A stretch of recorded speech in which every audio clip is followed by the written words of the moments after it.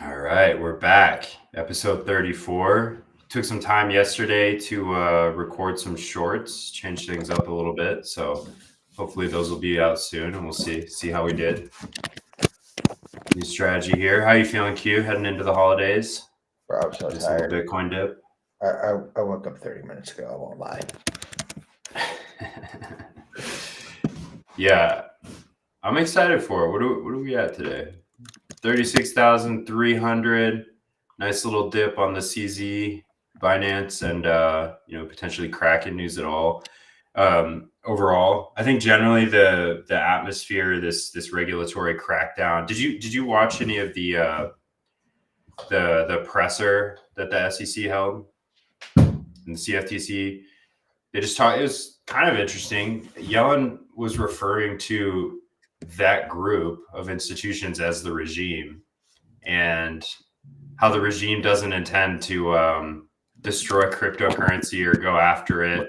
Rather, they're just here to help you navigate it safely and securely, as if they understand very much about it at all. It's kind of entertaining. What do we think? I mean, I talked to you yesterday a little bit, but how do you find this CZ news? Are you shocked? Are you sad? I'm surprised at how many people. They're not upset. People love CZ, dude. The sentiment's like sad. They're sad he's gone. I mean, look, I'll say this. Shock and surprise, no, not even a little bit. I think if you've been kind of following or paying attention, this has been a case that the SEC and the U.S. government has been building for over a year.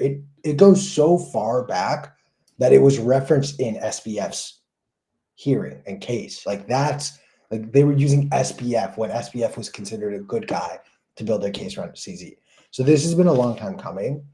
As far as years coming. Yeah. And so as far as like this sentiment though of people are, stand with CZ or whatever their sort of rhetoric revolves around, look, for better or worse, this is a man who has onboarded arguably more people to Bitcoin and then afterwards onto shit coins and other degenerate gambling tokens, arguably more than anyone in the world. Like CZ runs Binance, and Binance is the largest exchange in the world. So how do we compare that? Like, what's a good metric between Binance and Coinbase? I'm curious. I think Coinbase had. Go ahead. Total number of users. I would be kind of skeptical of that number in some ways, though, because I mean we've seen a lot of platforms inflate those. It's got to be like volume, something with skin in the game. But even that's inflated because they commingle their own assets with funds and fuck with the order books. So it's kind of hard to tell, huh?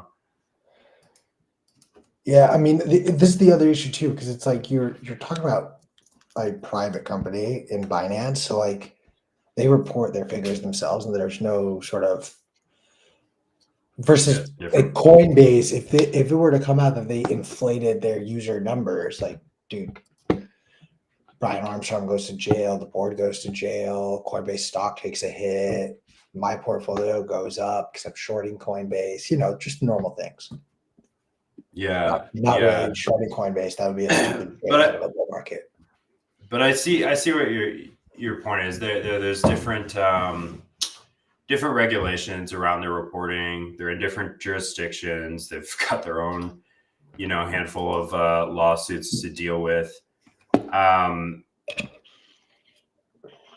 don't know, man. It's interesting. I'm interested to see what's next. I don't know anything about this, the next CEO that's coming in, stepping up, but CZ did not get off light here, and his sentencing won't have the initial sentencing date was in February, but part of the plea agreement was they would give him at least 6 months before they sentence him to go, I don't know, get plastic surgery and disappear. I don't know what he's going to do, but I don't think he'll get very much time for this at all. I think, he's slapped with a hefty fine. I think 33 million. He's not. CZ is not seeing the inside of a jail cell. I think that's not my keyboard. What are you typing on? I am not typing anything. That is you. You do? No, I'm not typing. You're doing something with your hands. I'm Now it's literally how. moving my mouse. I am moving my. There's no keyboard being clicked. So Something's clacking on your desk. all right, well, I'm tell just letting you Zoe know. to stop messing around. She's asleep. Clearly, She's she's playing with the keyboard. I think I don't know. I'm kind of more interested in the case against Kraken here, just because I love Jesse Powell and he goes so hard in the paint, calling the SEC USA's top decel. You know, just all around scathing criticisms of the regulatory body. I think we need to do a better job of explaining. Like, okay, let's go back a second. Can you list out what CZ is being charged with, and then list out what Kraken is being charged with? We're assuming everyone knows. Well, commingling, you know, customer and corporate funds. So it's similar thing that got. I mean, that's fraud. That's a similar. You know, there's wire fraud there. You can't tell me you weren't typing just now. Well, I was now because I was looking up the questions for you. Got him. Binance has been charged. They pleaded guilty and has agreed to pay over $4 billion to resolve the Justice Department's investigation into violations against the Bank Secrecy Act, failure to register as a money transmitting. To get a money Business transmitter and license, International Emergency Economic Powers Act. And then for Kraken, as sanction. Wait. Big one on Binance. Just to add, big one on Binance. Sending funds to and from a sanctioned country. Iran. That's the Bank Secrecy Act. That the Bank Secrecy Act covers that? Yeah.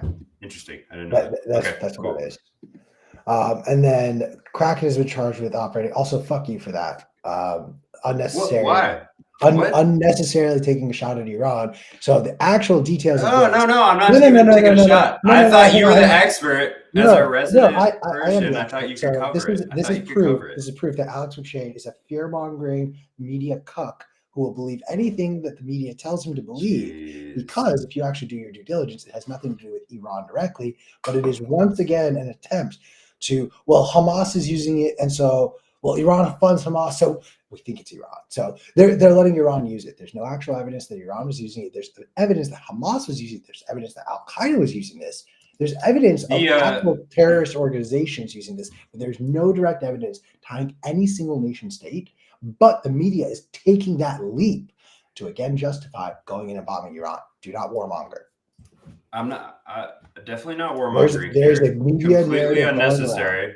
No, there's no, but it's going around right now. We are the media. I won't stand for that here. This is straight from the justice.org. The problem is that they've never lied. The government has never lied to us about guilty parties in order to justify going to war. All right, I'll just go off screen. You I'm just saying, answer my question. Like, has the U.S. government never? You haven't let me say a thing. I just said Iran, and you're triggered. You fucking you're falling for the media manipulation to justify. No, I'm not. I'm reading the fucking news. This is what happened. Binance didn't implement controls that prevents U.S. traders from trading in Iran. That's illegal. And because of this intentional failure in the last 4 years that this investigation's been going on, Binance, according to the Justice Department, willingly caused $898 million in trades between U.S. users and users in Iran. I'm not saying anything negative here. I'm not trying to warmonger. That's just, those are the facts that they've laid out to us. I don't see them lying about nearly $1 billion. I do. In funds. It's possible. But did you know what Donald Rumsfeld said on September 10th, 2001? I just want to point out that you really haven't dissuaded me that this is untrue. I don't really understand. I'm about to make that up. What I'm trying to understand is why someone who's so skeptical about everything else just is taking it face. Well, the government said that Iran was using it, so you don't think for a second that the government might be trying to manipulate what actually happened. You have a really big problem of putting words in my mouth, and this is going to stop because what I said is this is what they reported. I didn't comment on whether or not it was true. The onus is on you to provide more context and a reason why it may be untrue, and you don't have a compelling case except for literally ad hominem attacks. So my argument stands higher than yours right now. You have to provide some evidence as to why that might be not true. Like, where did they get that number? What is that billion in funds used for? Do you know? Were you there? What is your primary source? A primary source is understanding the US government and its attack vectors. We are watching and witnessing the exact same plays used after 9/11, where individual groups not affiliated or tied to a nation state are guilty of these atrocities, both of the money laundering that has happened on Binance and what we've seen happen over in Israel. But instead, just like we saw on 9/11, we are starting to point finger again, not at these individual groups, but we're pointing it at countries that just so happen to be our biggest adversaries. And But all of a Iran sudden, wasn't charged with these sanctions. Binance was. Like no, right, Iran won't pay a penalty for this. right. But what you're not paying attention to, it becomes a lot more of an issue if Binance is allowing Iranians to use their platform versus if they're allowing Taiwanese or Chinese people, where it's illegal in those countries, but we're not going to punish Binance for it. But this becomes the most punishable No, offense. that's right, because it's a sanctioned country. That's how it works. So you're protesting the fact that Iran has sanctions at all, and I'm just telling you what happened. Economic sanctions are an act of war. Any retaliation Okay. as a result of that is justified. Okay, so you're a little, yeah, near and dear story to you. So I'm just saying, like, over the next couple of years, we're going to watch as justification after justification is presented to us to go to war with Iran. but I don't And think this is a over the next justification to 10 go to years, war with Iran. over the This next is 10 this years, is a way to extract $4 billion from Binance that they can then use to, I don't know, for whatever they want. Maybe they will use it for war. Maybe they'll use it to send more weapons to Israel. I don't know. this is, have you ever read the book, The Looming Tower? Mm-mm. There's a TV show on Hulu, same name. I really liked it. It didn't get a lot of love because it's very government conspiratorial, but it details essentially what happened in the FBI in the 90s leading up to the attacks on September 11th, and how there's both a lack of communication internally in the government that could have led to the prevention of these attacks, and then on the other end of it, the manipulation of what happened to justify certain things. And we are living through that era again. And I think if people so any kind of questionable relationship that comes out of Iran is just false. I think you have to question the source it comes from first to understand what incentives and motivations are behind it. I don't pay attention to Western media when it talks about most of the Middle East, and I surely don't listen to Western media when it pertains to Iran. I would caution you when you do. Yeah, I would caution anyone to be skeptical when they're reading the news. But I'm curious, what does Iran say about Binance then? Did they cover this? It's not even like a thought in their mind right now. They're This not isn't even in the ballpark of their concerns. I do believe that there is something going on to try and create, whether it's an exchange, whether it's just something to where they can more readily access crypto at large. But my issue recently has come up is like there's no real exchange that operates in the confines of Iran, and like they'll operate in Pakistan, they'll operate in India, they'll operate in wherever. But unfortunately, we somehow created a system where the internet, which is not tied to a jurisdiction, has to pass through jurisdictional requirements in order for us to access it. I don't know. It feels like this free and open source protocol that we all love and want to see grow somehow has like gotten too intertwined with asking for permission. of like, please, sir, may I operate in your jurisdiction? When like that, Satoshi didn't ask anyone's permission to start Bitcoin.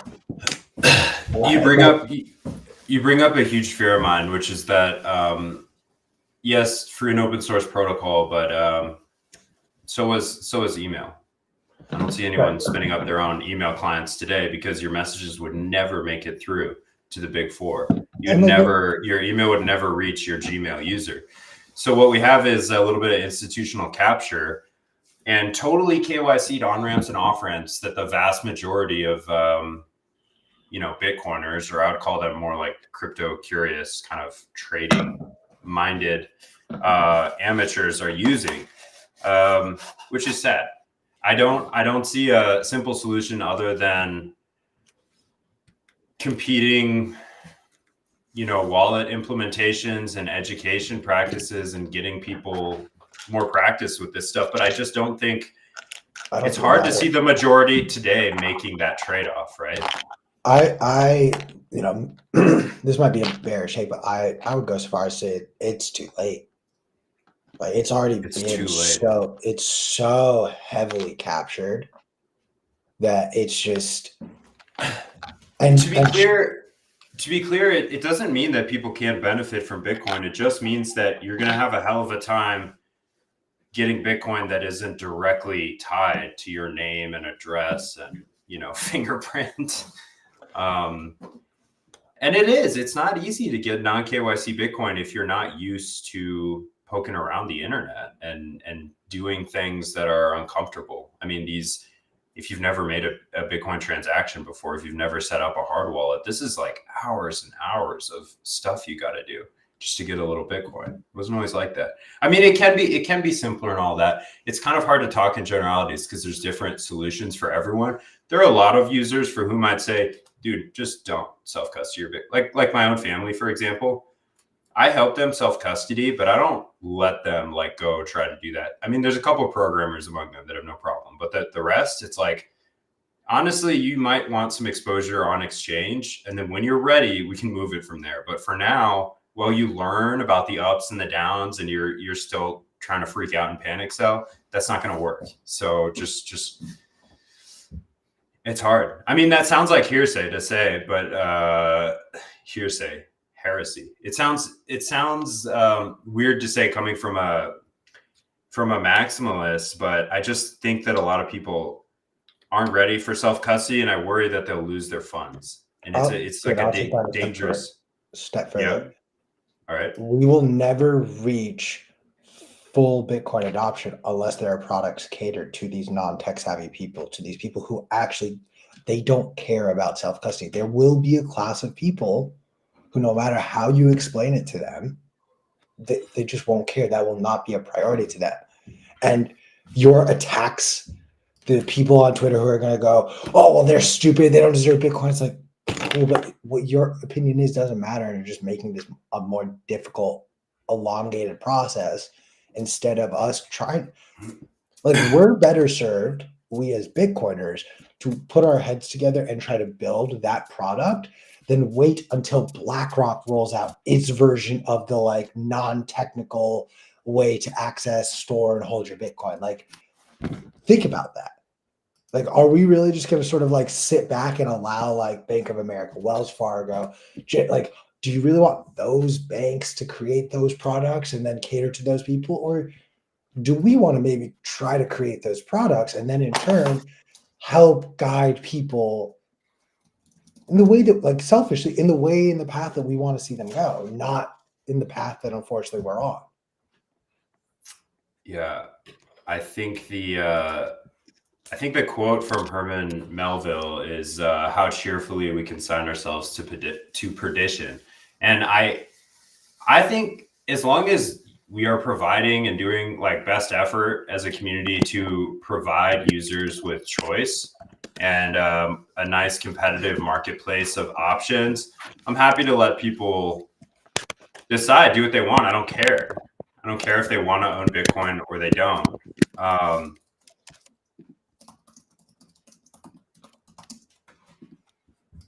taking a pause. I mean, I can hear you typing. No, I was typing you a message to tell you to stop. It's really so loud. Is your microphone? Are you using your M2? The Shure there? Yeah. Interesting. Yours picks up more than mine. Yeah.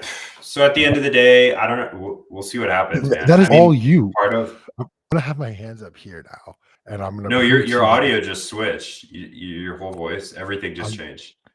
I'm telling you, I didn't change anything. It has been on my thing. I'm putting my hand up here so that when the clicking happens, you know it's you. All right. We'll see. Yeah, I think like part of the premise of this show really was to provide people like with the ideas that there's optionality, because there's going to be a lot of new entrants. That's the thing to remember with the bull market is you're not dealing with, there's like the tried and the true, the maxis, the crypto people that never learn. They're just going to touch the stove every year until they're broke. But then there's other people who will come in who might be somewhat curious and who might want to know something about self-custody. You know, they paid attention. They saw what happened to FTX. They see what's happening with Binance, and they don't want their funds frozen. And that's the trade-off you're making when you leave things on exchange. So I think we've beaten this over the head. The important thing to do is like provide yourself with options and just look to see what else is out there, because you don't have to buy from exchanges. You know, you can buy from Q. That's the takeaway? No, my takeaway. The takeaway is you can buy from Q. You can buy Azteco vouchers from Q. No, definitely not. I've been too afraid to try to do that because I know that my dumbass will just like keep them all. There, when we were in Japan, there's so much. There's such just obedient, like rule following, oppressed people in some ways. It's kind of sad. So when it comes to Bitcoin, the idea of getting like non-KYC Bitcoin or mixing is like horrifying to them. And the ones who are like willing to brave it, like probably the equivalent of the Yakuza, are they all use one vendor. Like there's just a guy in Tokyo that sells non-KYC Bitcoin. You know, it's just one guy. there's not a lot of options for those people. I mean, if you go online, the whole don't point think is that's like, Satoshi? Make this. No, it's not Satoshi. I know it's not Satoshi. But hell of a guy, man. I don't know. Making cash deliveries for Bitcoin. It's good stuff. Good work. Here's a fun one for you that I learned recently. Yeah. Do you know who else goes by the name Satoshi? Ash Ketchum. Yes. Yeah. Ash Ketchum's name is Satoshi. Yeah, in Japanese. Pretty cool. I liked that. What was your? I think we should change our caricature. Oh, Ash Ketchum. To be honest, I don't know. It's got to be Charizard, man. If you're it's not Charizard guy, okay, you're a Charizard guy. Definitely a big Charizard guy. Not just a Charizard. I'm a holographic Charizard guy. All right, I'm not talking Pokemon cards. I'm talking. So I want to establish for those of you who didn't actually watch the anime, like me, who watched it last night. All these characters are fresh in my mind. So what Alex is saying is that he prefers someone who doesn't listen to him, doesn't respect him, doesn't actually want to do the things that he asks or requests of him, because that's Ash and Charizard's Wow. That sounds like that. That sounds like the co-host of this show. This sounds like the relationship between you would be Charizard in this scenario, and I would be the immortal Ash Ketchum. I would argue that Charizard is more immoral. No, the ginger's dating the black guy. I would probably say minus. Also, is that guy supposed to be blind? Is this racist? Is that black? Is that guy supposed to be blind in the show? I never understood that. No, he's Asian. He's so Asian, dude. He never opens his eyes in the whole series. No, his eyes are literally horizontal lines. And like, you gotta give credit to those animators though, because they take these horizontal lines. They went hard, bro. So much emotion with just horizontal line. I'm impressed. Crazy. Like all young aspiring artists should study the OG Pokemon anime, which is available on Netflix. Although they cut it off after like 54 episodes, and I was really pissed because I was like, this is not the end of this. I know that this goes longer, and this is not the end.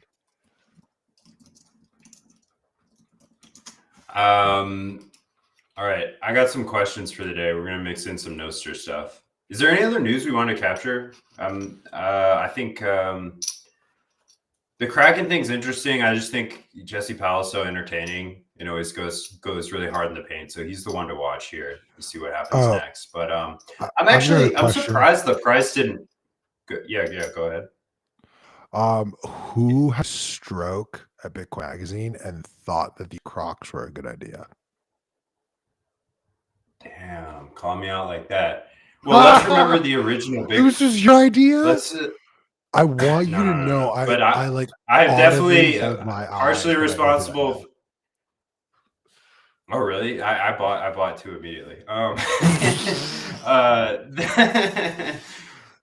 They're limited, dude. Scarce. Remember that I am the original Bitcoin shoe creator. I can't find someone who made them before I did. But that's right. Bitcoin Magazine has since. Dude, I made fucking bank making those shoes, but I handmade them. That was a different game, and they were real Nikes. I did it correctly. It was a pain in the ass, but I secured like over a Bitcoin selling those things.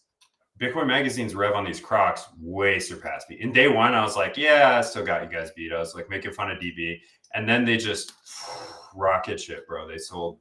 I mean, those things are gonna be sold out soon. I don't. They look like the Binance logo, though. They've got the little checkered, like. That's why it was especially funny. I was like, that was just good luck. The black, and then the kind of gold of it is what makes it look very Binance-y. That's the other thing, man. I'm a Hawkeye. At heart. We were talking before the show. I went to the University of Iowa. So anything you want my attention, you put black and gold on it. I'm there. You know. That's right, Tatum. No Louisiana here. This is Wait, I thought you were more of a red and white because you went to the University of Indiana, bro. Yeah, that's true. Yeah. Well, after I transferred out of the University of Iowa. That's fine. I mean, no, I'm not worried about that. I think that's pretty well known. That's not a dox. I mean, sure. I mean, at this point, we might as well just use your real name, Michael. Yeah, let's not go that far.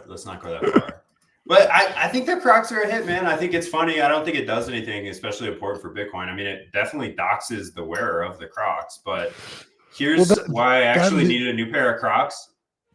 You wear wait. Needed a new pair of Crocs. Pause.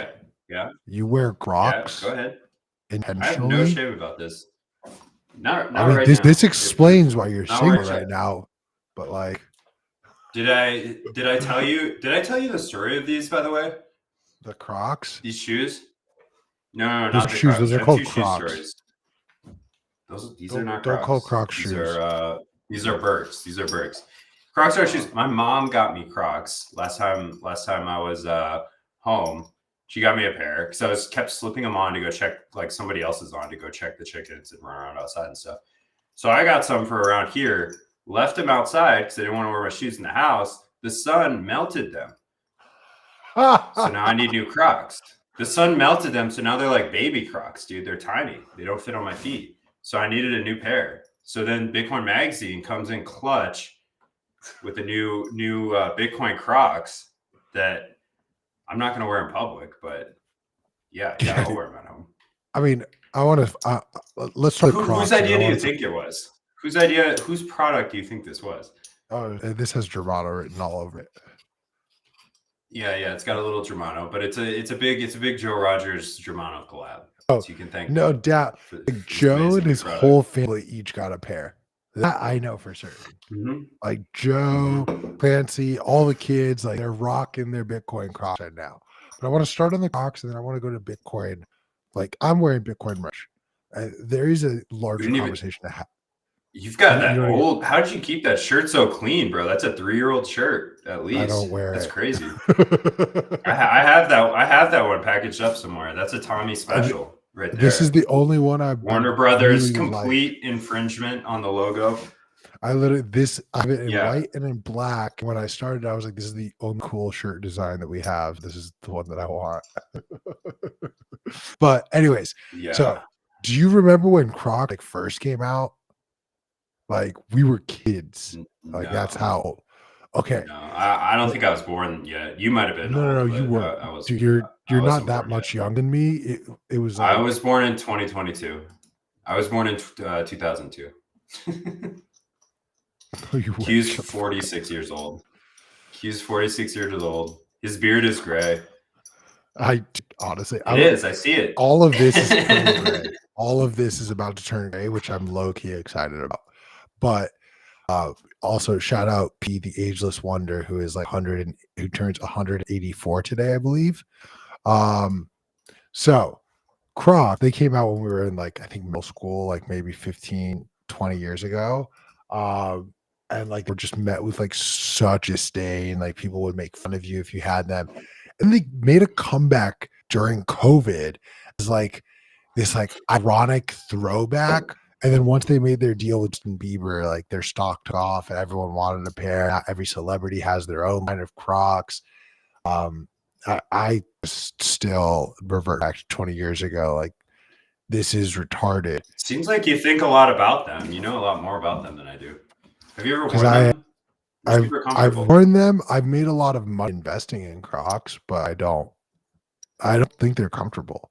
Like that's my issue is I don't think it's a comfortable shoe. And I think it's a lot of hype that's happening where people are like, oh God, look at my Crocs, look at these, and then you wear them and you're like, dude, the problem is Birkenstocks you're not are doing comfortable. activities.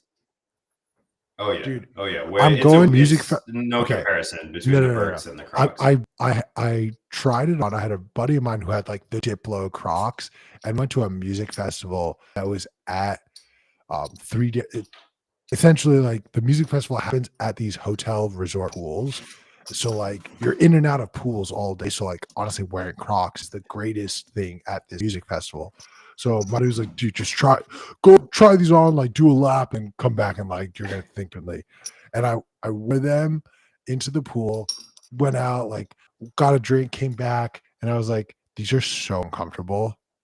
These are the most uncomfortable sandals that I've ever had to wear.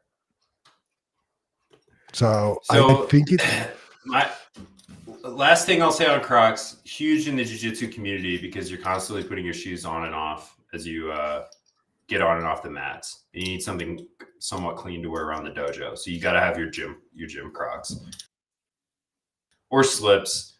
But yeah, not sure how this relates to Bitcoin at all. Bitcoiners are really serious about their footwear, though. You got a lot of people wearing these kind of gay little toe shoes with no soles at all on them. have you ever tried the Hokas? Hokas are sick. They just look hideous. They're just so ugly. I don't care. So I actually haven't bought new shoes in a few years. I take really it's a tough bear market. It's a tough bear market out there. Well, I take care of my shoes, but after my Achilles, my doctor kind of was like, you can't keep wearing like these old raggedy shoes that you wear. Like you gotta get some good shoes. So now I'm like a Hoka maximalist to the point where it's like if I wear my Hokas on certain days, like my foot, the foot that I put the Achilles on, like it's in pain by nighttime. Like honestly, like standing, like I'm standing right here barefoot and like I can feel it in my heel a little bit. Like I'm regretting being barefoot right now. So I've asked for Christmas for a pair of Hokas that I promised I will only wear indoors. Yeah, that's my issue as well. I love being barefoot. I love grounding. I love my sandals, my Earth Runners, and Birks. That's my contribution to the Bitcoin community. I try to go barefoot and stay grounded. All right, we lost half our audience going on this rant, but I want to switch it to like the Bitcoin merch side of it, because I think there's a larger question. So like, I mean, it's also cringe. It's all so bad. The element of it.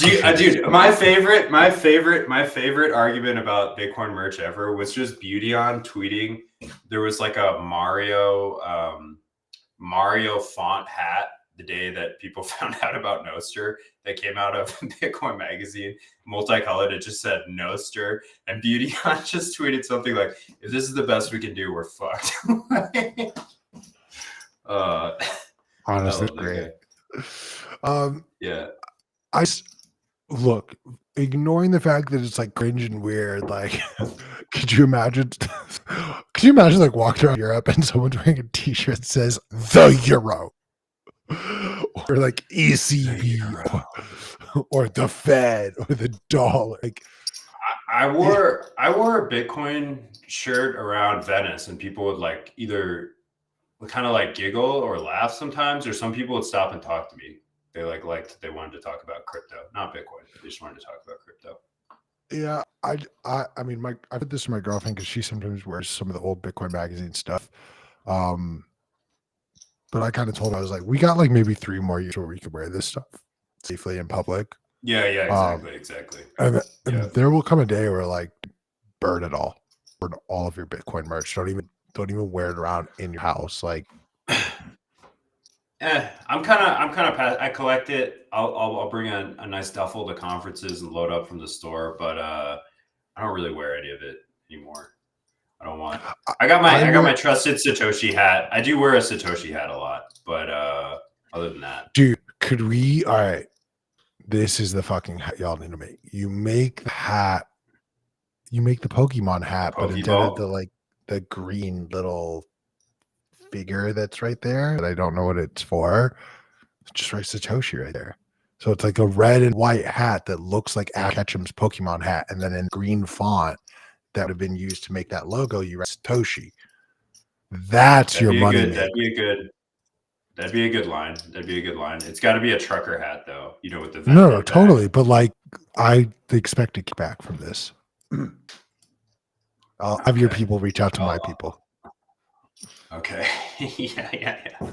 I won't be at the negotiating table, but you can talk to a representative or an AI assistant of mine. Fair. All right. Speaking of Bitcoin, do you think Bitcoin users themselves will ever adopt Nostr as their social network, like their social media? Because it's slow, man. What do you think the hurdle is? I mean, I think we're at the point where it's just like Bitcoiners, the users. Yeah. Generally, yes. But I think that the other problem is Bitcoiners as a whole, like we tend to think in terms of our favorite Bitcoiners that self-custody, do everything correctly. It's like, no, the average Bitcoiner is like just some guy. Like it's just a guy that holds Bitcoin on Coinbase. Like the average user, like if you just pick a Bitcoiner, which for me, the definition of a Bitcoiner is someone who uses or has Bitcoin in some form. Most of them are totally KYC captured by institutions, so they don't have that deeper interest. So it's hard to see them making the transition. Now, if we change that definition to be people who self-custody, there's no excuse for those people not to use Nostr. Other than, I guess, they don't want to. But I don't know. It's amazing to see that they still don't have the buy-in. I don't know what's got to change here. Just complete abstraction of this key handling. Abstract that away. Get rid of the NIPO 5. NIPO 5 is a shitcoin.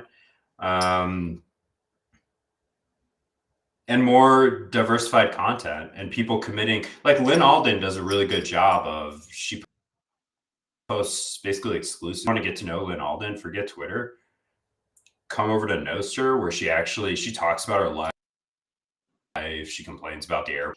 It's great. And I find that to be the case with a lot of Bitcoiners, even though posts don't really get deleted and you can't fix your typos ever. They tend to give a little bit more, and they seem to be more of themselves. There's less of this song and dance to perform for the algorithm, because we don't have like a catch-all algorithm for Nostr. So that's my 2 cents. It'll just be like good people bringing in more kind of fun, interesting people. Fair. Or maybe when Q starts using it, it'll take off. Maybe he's holding back on us. I mean, like it's very obvious celebrities like me are what Nostra is missing out on. You know, like the actual people who make a difference and actually build out the products and make better. That's what Nostra needs, is another shit poster. Not a good shit poster at that.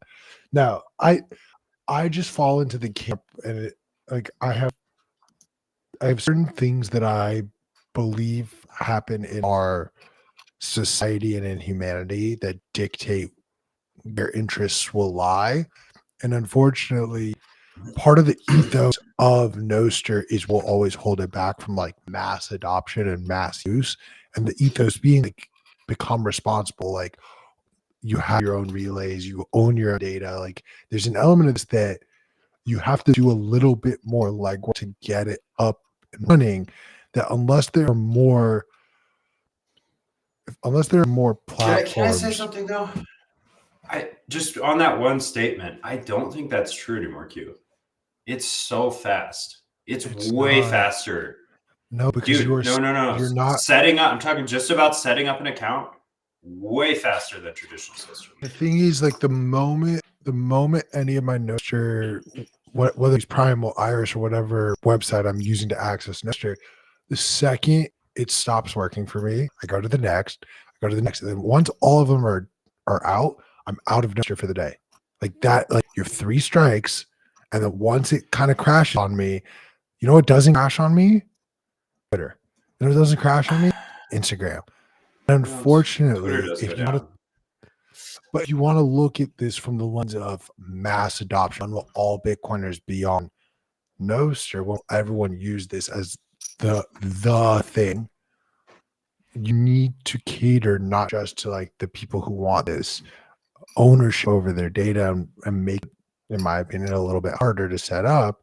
You also need to cater to the people who don't care about that. Otherwise, you're kind of reaching or very close to what maximum usage will look like. Oof. Hard takes, man. I don't know. I just opened 3 different clients at random. They're all working, functioning properly. There are trade-offs to each of them, and it's definitely not the smooth experience we're used to on social media. But in terms of account setup, I'm telling you, it's easy. It's fast. Download Damus, download Primal. Primal mobile app's getting freaky good, and fast and smooth experience. And the onboarding smooth too. They hold your hand through it. They understand it's tough, so they're working toward it. You will check back in a few months and see if we've achieved mass adoption yet.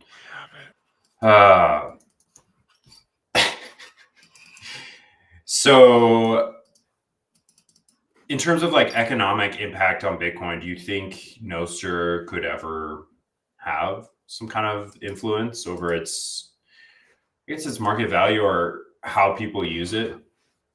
If Bitcoiners start turning to it as an actual kind of like news I would probably say source or using it in interesting no ways. from the aspect of like true price and market value and market cap. From the aspect of how Bitcoiner they interact with Bitcoin, absolutely. I mean, we saw the whole push with Zaps, so I even go so far as to say like that side of it has already happened. I don't think the way that we see a news story break on Twitter and then the price moves accordingly, I don't see a world where news break on Nostr and Nostr only and cause the price to significantly move. I think that news, it could break on Nostr, but until it's shared on Twitter, it wouldn't impact the price overall. Yeah, I would agree with that. And I mean, news doesn't do much these days. A lot of news is priced in. You saw, I mean, if that Binance thing had occurred back in 2020, I think we would have dropped like 5K more. I would argue. I would actually argue on the other side of it that it still has. Like we just watched the ETF story completely drive this price up, and I should correct that to say to be that if you wrote an article about Bitcoin, the price would move. Like that's how small the market was. But now it's got to be major. And the ETF is major. I mean, a lot of it's hope. I think a lot of it's opium, and a lot of it's people looking for a reason to try to want to pump their bags and pump their price with the ETF. I mean, what do you have like an end of year price target in mind, or one for by the halving? You're not dead set on something? No. All I tell people is I believe the price will be higher 12 months from today than it is right now. That's as far as I'm willing to go. But honestly, I've been feeling very vindicated and validated over the last like few months, especially because I've had a thesis that I've been lazy, unwilling to really like test. But again, Bitcoin, everything is publicly known and understood, so you could test it. And we're starting to see papers published talking about how the actual price of Bitcoin did not reach full potential this last cycle, due large part to the massive amount of leverage in the system that prevented the price from really reaching those levels. And my thesis that I was always sharing on Bitcoin Magazine was, when you play a game against the casino knows how many chips are always available. And you go to Vegas, the table's out of chips, the casino can go add more. But in this casino, it's a little different. In this casino, there's only 21 million chips. But because we tried to turn it into a crash table with all the leverage, there can be moments where if the house loses, there's now more than 21 billion Bitcoin in circulation, which is literally impossible. So what house do? They literally trade against you and push the price down to make sure you don't walk out and cash out with an unattainable amount of Bitcoin.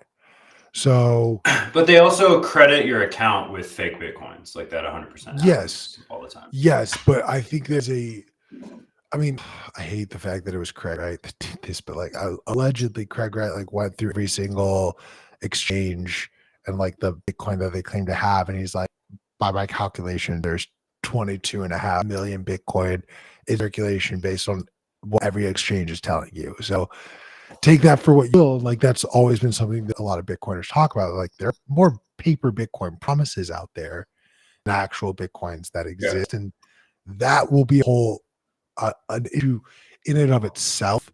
But so long as we have created this leverage system to exist and operate, and I'm not talking about Shane degen gambling 1,000 sats at a time. I'm talking about whoa.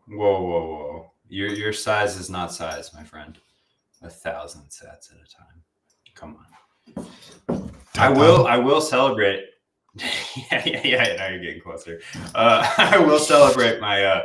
I finally, thank you, CZ. Shout out, Papa C. Finally pulled myself out of my LN Markets black hole of loss and breaking even on LN Markets for the first time in. This will be the last time. This will be the last time McShane is ever even in LN Markets. But no. Dude, I got one fateful day. We had like a $4,000 price move, and I got completely obliterated. And then I've just slowly been working it back ever since. Adjusted my risk management strategies a little bit, and it's only up and to the right from here, my friend. Here's a pro tip: stop adding more money to every next trade. Because I know what am I supposed to do with my toxic change? What am I supposed to do with my toxic change? I rarely add funds. I really worked it back. I worked it back good and pure with but I'd be right in assuming that what happened over the course of your trading system was you started trading at a certain amount, and then you started trading in larger amounts, and then once you got to the point where you were trading in the largest amounts you were trading, that's when you were consistently losing. Is that correct? No, what happened, I should pull up the chart here because it's a really good cautionary tale for people about why you shouldn't use leverage. Let me see if I can find it. Just remember that anyway, McShane is the reason why you don't have a Lamborghini. The McShane is the reason why McShane doesn't have a Lamborghini. The chart looks like this. Straight up, experienced my first losses, and then it's just like up and to the right. And then one day on like June 4th or something, some couple $1,000 price move just wiped out everything. my whole experiment for doing this was to try to understand better how and why people use leverage in perpetual futures. So after that, I didn't add any more money. I was like, no, I got to work with what I got here. So it took a long time to work it back, man. I mean, I was down like 2 million sats or something like that. But we're back in the green. Everything's on the up and up. Bull market can commence now that, haven't realized any losses. So let's go. Yeah. But I don't know. It's fun. I would not recommend people use leverage, though. It's kind of just a fun way to remind yourself how bad you are at manually entering trades into a computer. Yeah, you're always competing against like a computer algorithm that is trading like 10 times faster than you. More than that. And you're competing against the algorithms that were built to beat that algorithm. Yeah. Just take your win and walk away. Just find your edge, man. No. Double down. Triple down. Max bidding. Is that guy still alive? Yeah, Roberto. Yeah, I haven't seen much from him. You know who's on the up and up is the other guy, the homeless-looking guy. It's the same. I don't want to. It's the same dude that films them. Yeah. Well, he does more than just film them. He actually lives in the same town I live in, so I've gotten a chance to know him, and he's just kind of explained. Oh, nice. Their background is brilliant, and I get what they're doing, and they're the brains behind the operation. Yeah, 100%. That's why they keep picking up more characters, because he'll be at a hardware store and just be like, "Hey, do you want to come on camera? Do you want to?" Let me shed some light on this. The leaderboards for just today, I know in markets, someone took home 5% of a Bitcoin. It's pretty good for no KYC trading. The lowest of the top 10, 180K sats from all time, people have made almost 2 Bitcoin. Multiple people have made 1.8 Bitcoin. Pretty nice. I could bet. That's what I'm saying. Do it, dude. We could have a little competition. We can check in. I'm at basically 0 now.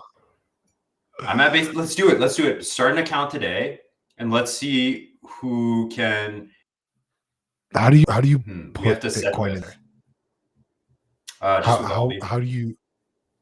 There's no user. You just make up a username, and then you but how much? Hang on. I don't have. Y'all keep fucking zapping McShane. None of you zap me, so I don't have that much money in my fucking LP.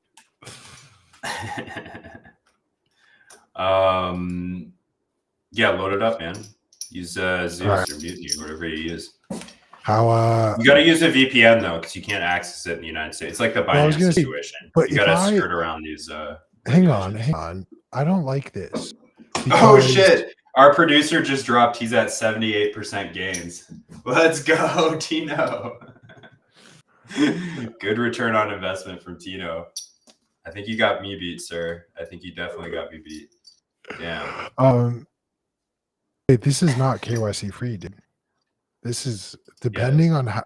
It's not, because like I unfortunately made the mistake of loading my Albi with like Bitcoin from Cash App. So my Albi's now. This is if I send it from my Albi. Let me put it this way: is it? Could you probabilistically determine the user? 100%. But I don't like that. I fund it with. I'm not treating this as KYC. Yeah, but there's no queue in the system. They don't ask for any ID, and that's why you can't use it in the United States. I would recommend. Well, I guess I wouldn't really recommend this, but I like to use my toxic chain on LNMark. I don't know what else you're supposed to do with it, really. Do you know what toxic chain is? That? This is an interesting little lesson here. This is the remainder. So when you mix coins, you want to have a big anon set of the same amount. So it'd be like a bunch of $1 bills or a bunch of 0.01 Bitcoins. So you generally mix in those increments, 0.001, 0.01, 0.05. Even when you get to 0.05, the anon set shrinks because that's a lot of change, dude. That's like, I don't know, $1,500 or something. So when you send a UTXO when you start mixing it, there's always going to be some leftover because we know that most Bitcoin, okay, interestingly, a lot of Bitcoin it's dollar denominated. People don't buy Bitcoin very often or as often in Bitcoin, nice clean units like that. So you always have all these like fucking extra sats. So what do you do with those sats? Well, they can probabilistically be traced back to your mix and unravel the sort of anonymity you've afforded yourself by this large kind of pool swapping perfect little amounts of 0.01 or 0.05 Bitcoin. So at the end of pretty much every mix, unless you mix perfectly 0.05 Bitcoin and sent that off, you're going to have this change, and it's called toxic change, because where you send that matters. If you send that back to a KYC exchange, there's a tie to all the coins you just mixed. So you got to use it to buy like gift cards, no KYC, or you could try to just like mix it a bunch and see what happens. I don't think that's the recommended way to do it though. You can trade it peer to peer. You can just hodl it, or you can go blow it on Ellen Markets, which is the most fun option. So that's what I do. We should get a sponsorship from them. Dude, honestly, I'd be very down. Yeah. You have. Yeah, they've got Trading View. I just think I'm going to treat. I just think I'm going to treat this as. I don't think this is as non KYC make it out to seem. That's just where my reservation is right now. No, it's what I just said. It's not the platform that's going to KYC you, but if like the fucking IRS wanted to figure out. Yeah, if they want to figure out whose coins are, but like, to be honest with you, That's the case, man. That's just the trade-off. That's the auditability of Bitcoin coming back to bite you. You need like Monero markets. That's what you want. I know, and I've been having this discussion with the Monero Maxi recently, and he's been like very like, yeah, and it's interesting because we were having a debate about something. He was like, "Well, dude, because I'm a Monero Maxi, like I'm so into my privacy, like I can't even use this service because like I need to give them an email and a cell phone number, this or that." I was like, oof. Yeah, I just give my cell phone number. It's fine. Like honestly, I accepted years ago that the state watches over everything that I do. That's what happens when you have an Iranian passport. You don't get a say in this country. That's right, man. That's why we got to build these citadels. Start to move. Get on the move. But yeah, cool. Set up your Ellen Markets account. We'll have a little wager. We'll have to think of some parameters. It'll be fun. Tino's kicking our asses right now, so. Yeah, that'll be short-lived. Sorry, Tino. Q's coming in. He's got the edge. Did any last? I can't hear you over my wins. Over your wins. We'll see. We'll see. If you can figure out how to fund your Ellen Markets account, I'll be thoroughly impressed. I just want to know how many sats you guys are each starting with. Do I start with the same amount? I'll tell you right now.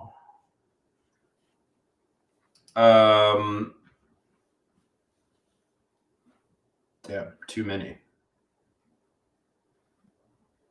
I won't do more than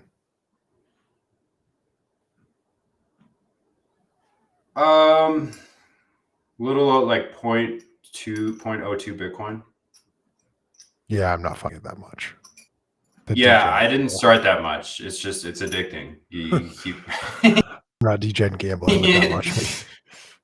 Yeah. Start with 100,000. Start with 100,000 sats. That's what happens. That's like $10. Feel free to zap me over that amount from our zap you. I'll zap you 10,000 sats for this. Yeah, I'll send you 10,000 sats. But if I zap it to you, you're gonna have to go find out where your Nostr wallet. No, I have my Albi wallet open. I'm looking at my Albi balance. All right, let's. This is how I know you haven't zapping me my cut. Well, we gotta pay Tino, man. Talk to him. All right, 10,000 sats coming at you. Let's see if you receive it. Let's see if Lightning's working today.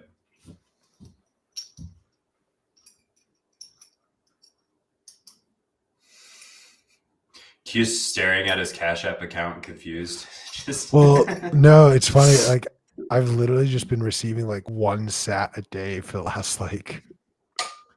Oh yeah, that's advertising. That's somebody's spamming you. Advertisements. That's so funny. Yeah, like so many one. Yeah. I don't get those. I don't know why. I don't. Maybe I'm just on lucky relays, but I'm not getting the advertisements. Well, it should be there. Nothing showed up. Nope. All right. Well, there you have it, folks. Lightning is broken. We'll be back. When will we be back? Monday? I We got gotta it. take a couple days. You got It's a it? 10. Well, it's showed up on my Let's go. yep, yeah, my wallet. Let's Nice. go. All right, Bitcoin live. I'll go gamble with the 41,000 sets that I've got in my wallet. You're gonna start with 41? Well, I thought you said 100. That's cool. I did say 100. What did I send you? You sent me 10. No, you sent me 10. I had 31. So now I have 41 in my wallet. Got it. So I'm gonna start with 25A sats. How about that? Well, we can just track the ROI from this period. Yeah, but Start whatever you want. so there's a theory with among traders that, and like Warren Buffett talks about this a lot. Your best ROI always happens when you have the smallest amount, because your job shifts. When you have the smallest amount, your focus is on growth. When you have a larger amount, your focus is no longer on growth. It's on like maintaining Risk your management. balance. Yeah. Yeah. So, and then there's also this doesn't fall victim to the same issues that like a normal stock trading portfolio would, where like, all right, let's say one portfolio with $25,000 and another portfolio with $100,000. The way I was trained and taught, the portfolio with $25,000 shouldn't have more than 3 stocks in it. There should only be 3 stocks. Whereas the portfolio with 100,000 can have up to 10 stocks in it. So that level of diversification caps your gains. And then again, that level of concentration maximizes your ROI. But we're both investing in Bitcoin. So that becomes an irrelevant sort of marker. You could use the synthetic dollars on LN markets to make a little bit of an arbitrage there if we get some big price movements. So you can convert to really maximize that, you need an algo to like do that for you. Which honestly, we could probably get ChatGPT to make us an algo. Let's do it. I think we should have a little rolling ticker on the bottom that just shows you getting liquidated. How to build daily. that algo? Dylan LeClaire suddenly. No, P extraordinaire. P has built an algo like this before. Yeah, he built one for the stock trading in the stock market. Well, he can do anything, man. He's a talented guy. So also one of the smartest people I've ever met. Alrighty. Yeah. We'll be back Monday. We'll be releasing some stuff over the weekend, over the holidays. So check it out on the YouTube. Hopefully Zap.stream gets direct upload soon. Thanks for joining us. Adios.